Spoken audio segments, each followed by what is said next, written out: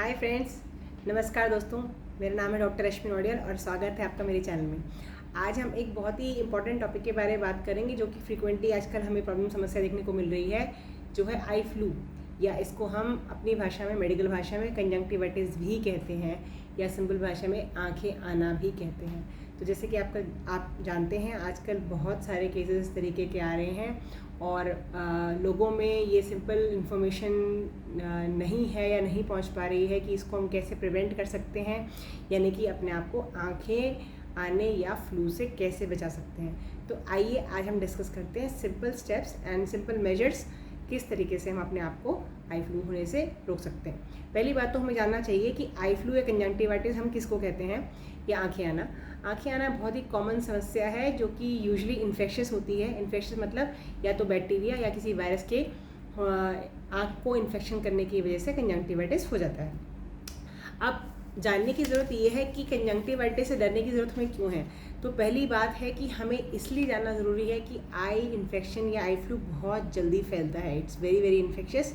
तो ज़्यादातर बच्चों में या बड़े लोगों में एक आँख से शुरू होकर कंजंक्टिवाइटिस दूसरी आँख को भी इन्वॉल्व कर लेता है। और ऐसे ही अगर घर में किसी एक सदस्य को आई इन्फेक्शन हुआ है तो चांसेस हैं, काफ़ी हाई चांसेस हैं कि बाकी लोगों को भी ये आई इन्फेक्शन हो जाएगा। तो इसीलिए प्रिवेंशन बहुत ज़रूरी है ताकि हम बाकी लोगों को इन्फेक्ट होने से बचा सकें। Now coming on to symptoms की, इसके कॉमन सिम्टम्स क्या हैं कि हम कैसे पता लगाएंगे कि आँख का इन्फेक्शन शुरू हो चुका है। तो कॉमन सिम्टम जो बहुत ही ईजिली हम देख सकते हैं वो है आँखों का लाल होना, यानी कि रेडनेस। सेकेंडली आई इरिटेशन, यानी कि बच्चे को लगता है कि मेरी आँख में कुछ गिर गया है। बड़े आदमी को भी सेम सिम्टम्स आते हैं। नंबर 3, आई इरिटेशन के साथ साथ बच्चा आँखें रब करता है, मतलब आँखों को बार बार मसलने की कोशिश करता है। नंबर 4, आँखें स्वेलिंग हो जाना, या आईलिड्स जो हमें कहते हैं, पलकें हमारी थोड़ी सी मोटी लगती हैं या सूजन लगती है हमें आँखों के अंदर। It is also again a very common symptom. And last but not the least, आँखों के अंदर पीले रंग का डिस्चार्ज, या जिसको हम कहते हैं गीद आना, जिसकी वजह से सुबह जब बच्चा उठते हैं तो बच्चे की आंखें चिपक रही होती हैं, आंखें खुलने में मुश्किल होती है। तो ये कॉमन सिम्टम्स हैं जिससे कि हम कह सकते हैं कि आई फ्लू या आई इन्फेक्शन शुरू हो चुका है। यूजुअली आई इन्फेक्शन एक आंख से स्टार्ट होकर दूसरी आंख में भी चला जाता है। यूजुअली हमारी आदत होती है कि कभी इन्फेक्शन होता है तो हम आंखों को रब करना शुरू करते हैं और इससे एक आंख से दूसरी आंख में इन्फेक्शन जाना बहुत ही ज़्यादा कॉमन हो जाता है। तो अगर हम सिम्टम्स जानते हैं तो हमें इसके अलावा ये भी पता होना चाहिए कि ऐसे कौन से डेंजरस सिम्टम्स हैं जिसकी वजह से कि हमें बिल्कुल भी एक सेकंड भी वेट नहीं कर रही है और तुरंत अपने आई स्पेशलिस्ट के पास जाना है।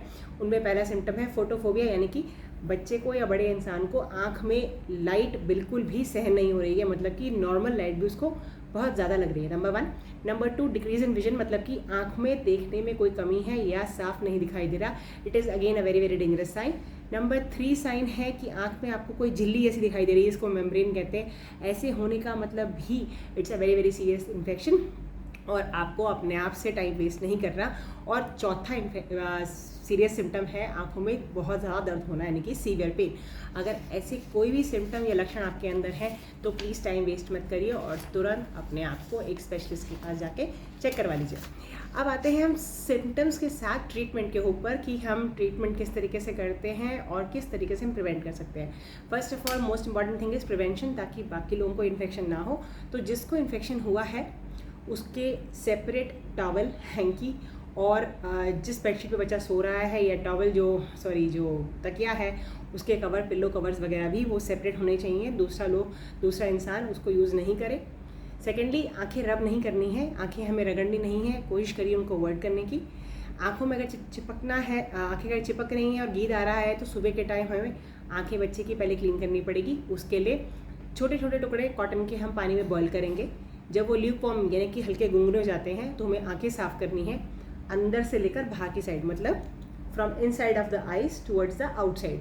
तो एक कॉटन बॉल आप इस आँख के लिए यूज़ करेंगे और दूसरा कॉटन बॉल आप इस आँख के लिए यूज़ करेंगे और सेपरेट क्लीन करने के बाद दोनों को डिस्कार्ड कर देंगे। ध्यान रखिए डायरेक्शन अंदर से बाहर की तरफ होनी चाहिए, उल्टा नहीं करना है।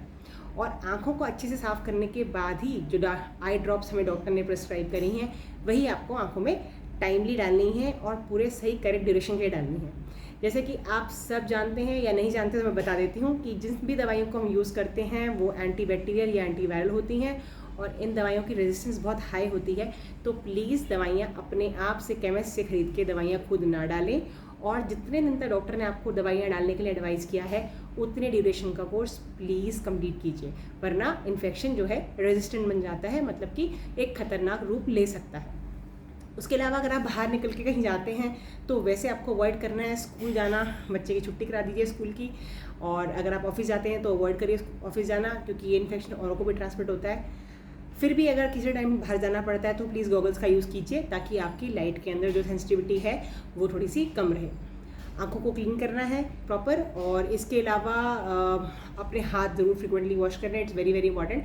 जैसे कि हमने आपको कोरोना के टाइम पे भी समझाया था, किसी भी इन्फेक्शस बीमारी के अंदर फ्रीक्वेंट हैंड वॉशिंग और sanitizing is very very important. इससे हम इन्फेक्शन होने से और बाकी लोगों को ट्रांसमिट होने से बचा सकते हैं। जैसे मेरे हाथ मान लीजिए इन्फेक्टेड हैं, और इन इन्फेक्टेड हैंड से मैं किसी भी सरफेस को टच करती हूँ और कोई दूसरा इंसान जिसको ये इन्फेक्शन नहीं है उस जगह को दोबारा उसको टच करता है, तो यह इन्फेक्शन डायरेक्टली उस सरफेस से दूसरे इंसान के अंदर, एक हेल्दी इंसान के अंदर भी ट्रांसमिट हो सकता है।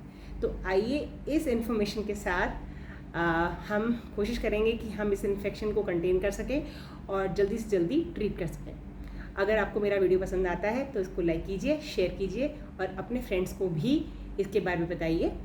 प्लीज़ मेरे चैनल सब्सक्राइब कीजिए। अगले वीडियो तक मैं आप सबसे अलविदा कहती हूँ। धन्यवाद।